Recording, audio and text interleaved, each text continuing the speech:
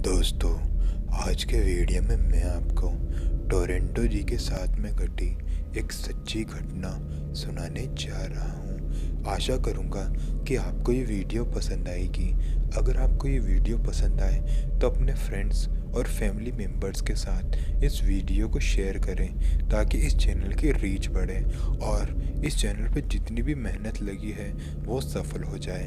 अगर आपके साथ भी कोई सच्ची घटना घटी हो तो वो आप मुझे मेरे इंस्टा पर भेज सकते हैं। इंस्टाग्राम आईडी का लिंक है नीचे डिस्क्रिप्शन बॉक्स में। और अब आगे की कहानी मैं आपको टोरंटो जी के पॉइंट ऑफ व्यू से ही सुनाऊंगा।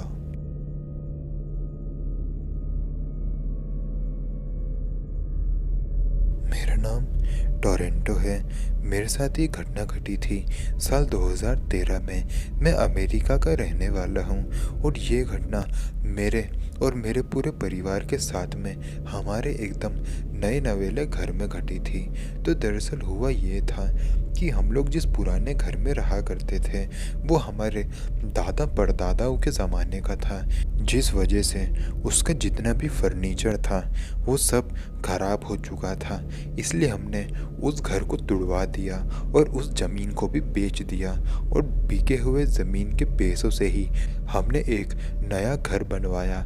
जब तक घर बन रहा था हम लोग एक किराए के घर में रहे थे। घर बनने के बाद हम लोग वहीं पर शिफ्ट हो गए। जहाँ पर हमने घर बनवाया था वहाँ पर बस गिने चुने ही लोग रहा करते थे। बहुत ही अजीब सी बात थी। हमें इन सब चीज़ों से ज़्यादा फ़र्क पड़ता नहीं था। हमारा काम था उस घर में रहना और हम लोग रह भी रहे थे। उस घर में रहते रहते हमें करीबन 1 महीना गुजर गया था। उस घर में हमने 3 फ्लोर बनवाए थे। तो ग्राउंड फ्लोर पे तो हम लोग रहते थे। फर्स्ट और सेकंड फ्लोर हमने किराए पर देने के लिए निकाला हुआ था और थर्ड फ्लोर हमेशा खाली ही रहता था। 1 महीने के अंदर अंदर ही हमें हमारे किराएदार भी मिल गए थे और वो फर्स्ट और सेकंड फ्लोर पर आराम से रह रहे थे। थर्ड फ्लोर हमेशा खाली ही रहा करता था और हमेशा वहाँ की लाइट भी बंद रहती थी और वो पूरा कमरा हमेशा अंधेरे में डूबा हुआ रहता था। तो एक नॉर्मल सा दिन था। उस दिन मेरे घर पर मेरे अलावा और कोई भी मौजूद नहीं था। उस वक्त मेरी उम्र करीबन 21 साल की रही होगी। मैं घर में बैठे बैठे टीवी देख रहा था और टीवी देखते देखते ही मुझे थर्ड फ्लोर से ऐसी आवाज़ आई कि कोई है जो कि रो रहा है। वो किसी लड़की के रोने की आवाज़ थी। मैं वो देखने के लिए जब थर्ड फ्लोर पे गया तो मैंने देखा कि वो पूरा कमरा एकदम अंधेरे में डूबा हुआ था और वो रोने की आवाज़ जो मुझे पहले सुनाई दे रही थी वो भी अब आना बंद हो गई थी। बड़ी हैरानी की बात थी यह। मैंने उस कमरे की लाइट जलाने की भी कोशिश करी लेकिन वहाँ की लाइट जल ही नहीं रही थी। पता नहीं वहाँ शायद कुछ इलेक्ट्रिक इशू था। खैर, जब वो आवाज़ आना बंद हुई तो मैं नीचे आ गया और आकर वापस से टीवी देखने लगा। लेकिन टीवी देखते देखते मुझे थोड़ा ही टाइम बीता होगा कि एक बार फिर से मुझे किसी लड़की के रोने की आवाज़ आई और उस आवाज़ में एक बहुत ही अजीब सा दर्द भी मैं महसूस कर सकता था। बड़ी ही अजीब बात थी। मैं एक बार फिर से ऊपर गया लेकिन मुझे फिर वहाँ कोई नहीं दिखा। मैं नीचे आ गया। मुझे बेहद ही अजीब फील हो रहा था। मैंने अपने पापा को फ़ोन लगाया और उनको कहा, आप कब तक वापस आ रहे हो?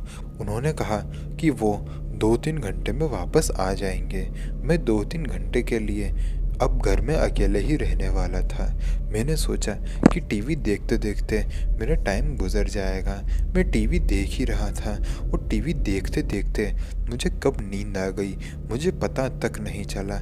जब मेरी नींद खुली तो 2 घंटे बीत चुके थे। अब केवल 1 घंटा ही बचा था मेरे घर वालों को घर आने के लिए। जब मैं उठा तो मुझे एक बार फिर से थर्ड फ्लोर से किसी के रोने की आवाज़ आना शुरू हुई। मैं अब हद से ज़्यादा फ्रस्ट्रेट हो गया था। मैंने एक डंडा उठाया और थर्ड फ्लोर पर चला गया। मैंने अपने हाथ में एक टॉर्च भी ले रखी थी। मैंने ये डिसाइड कर लिया था अब चाहे ऊपर जो हो देखा जाएगा। वैसे तो मुझे डर भी बहुत लग रहा था। मैं जैसे तैसे करके थर्ड फ्लोर पे गया। थर्ड फ्लोर पे जाने के बाद मैं अपने टॉर्च से देखने लगा कि आखिर इस कमरे की दिक्कत क्या है। मैंने पूरा कमरा अच्छे से छान मारा, लेकिन वहाँ कोई भी नहीं था। और जब मैं कमरे से बाहर निकला तो मैंने देखा कि कमरे के बाहर जो सीढ़ियाँ थी जो कि टेरेस की तरफ जाती थी, उस सीढ़ी पर एक लड़की बैठी हुई है जिसने अपना सर नीचे किया हुआ था। उसके बालों से उसका मुंह कवर हो रखा था। मैं उसको देखकर हद से ज़्यादा डर गया था। उस वक्त मेरी क्या हालत हुई थी मैं आपको बता तक नहीं सकता। मेरे हाथ में जो टॉर्च थी वो भी गिरकर टूट गई थी। उस टॉर्च की गिरने की आवाज़ पूरे घर में गूंजी थी, लेकिन उस लड़की का सर अभी तक भी ऊपर नहीं हुआ था। हैरानी की बात थी, मैं उससे थोड़ा दूर गया और दूर जाके उसको कहा, तुम कौन हो और मेरे घर में यहाँ आखिर कर क्या रही हो? उसने मेरे सवालों का कोई जवाब नहीं दिया। फिर मैंने अपने डंडे से उसको हाथ लगाने की कोशिश करी और तब कुछ ऐसा हुआ जिसको मैं आज तक कभी भूल नहीं पाया हूँ। मैंने जैसे ही अपने डंडे से उसे हाथ लगाया तो उसने अपना सर ऊपर किया। उसकी शक्ल हद से ज़्यादा डरावनी थी। उसकी आंखें एकदम काली हो रखी थी और वो मुझे बहुत ही अजीबोगरीब नज़रों से देख रही थी। फिर वो एकदम लाइट की स्पीड से मेरी तरफ आई और ऐसा लग रहा था कि वो मुझे ज़िंदा चबा जाएगी। और वो जैसे ही मेरी तरफ आई तो वो गायब हो गई। और मेरे साथ अभी अभी ये क्या हुआ था मुझे कुछ समझ में आ ही नहीं रहा था। और मैं ये सोच रहा था कि अभी अभी मेरे साथ जो हुआ वो सच्ची घटना थी या फिर मेरा कोई वहम था। फिर उसके बाद मैं भागते हुए नीचे आया। मैंने पापा को फ़ोन लगाया। पापा ने कहा हम लोग 10 मिनट में आ रहे हैं। पापा 10 मिनट के अंदर अंदर घर पर आए। मैंने उन्हें पूरी घटना बताई, लेकिन उन्होंने मेरी बात पर यकीन नहीं किया। मैं उनको थर्ड फ्लोर पर लेके गया। उन्होंने वहाँ पर देखा कि मेरी टॉर्च नीचे गिरकर टूटी हुई थी। उन्हें धीरे धीरे मुझ पर यकीन होना शुरू हो गया था।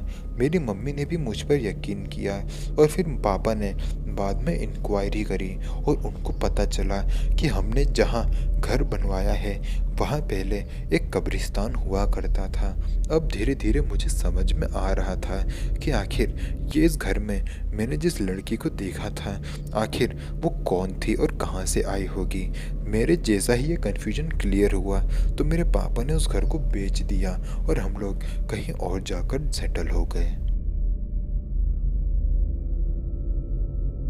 तो दोस्तों, अगर आपको वीडियो पसंद आई तो वीडियो को लाइक करें, कमेंट करके बताएं कि अगली वीडियो आपको किस टॉपिक पे चाहिए।